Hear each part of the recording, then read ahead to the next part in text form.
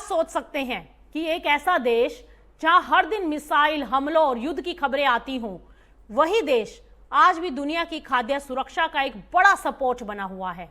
जी हां, हम बात कर रहे हैं यूक्रेन की। युद्ध के चौथे साल में भी यूक्रेन सिर्फ अपनी सीमाओं की रक्षा नहीं कर रहा, बल्कि दुनिया के करोड़ों लोगों की थाली तक अनाज पहुंचाने का काम भी कर रहा है।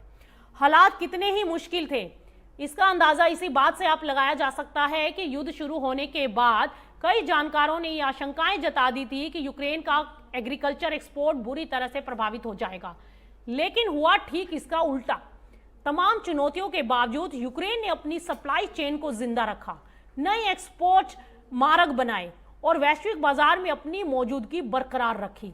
ताजा अनुमान बताते हैं कि 2025-26 सीजन में यूक्रेन करीब 1 करोड़ 40 लाख टन गेहूं, 2 करोड़ 50 लाख टन मक्का और 15 लाख टन से ज्यादा जौ का एक्सपोर्ट कर सकता है। यानी दुनिया में बिकने वाले हर 100 टन मक्का में से लगभग 12 टन अकेला यूक्रेन सप्लाई कर सकता है। लेकिन असली कहानी सिर्फ एक्सपोर्ट की नहीं है। यूक्रेन अब एक बड़ा और रणनीतिक बदलाव करने की पूरी तैयारी में भी है। अब वो सिर्फ कच्चा अनाज बेचकर संतुष्ट नहीं रहना चाहता, उसकी नजर इस कारोबार पर है जहां सबसे ज्यादा मुनाफा और सबसे ज्यादा ताकत छिपी है, और वो बाजार है प्रोसेसिंग का।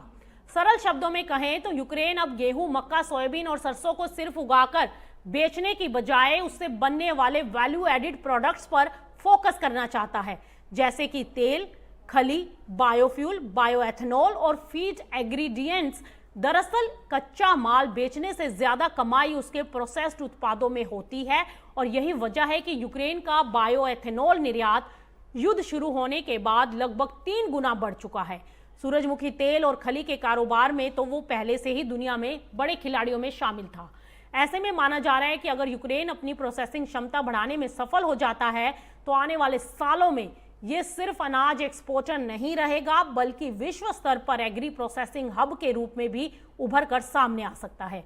यानी युद्ध के बीच यूक्रेन की लड़ाई सिर्फ मोर्चे पर नहीं लड़ी जा रही, एक लड़ाई खेतों में भी चल रही है, और इस लड़ाई का मकसद है दुनिया के खाद्य बाजार में अपनी पकड़ को मजबूत बनाना।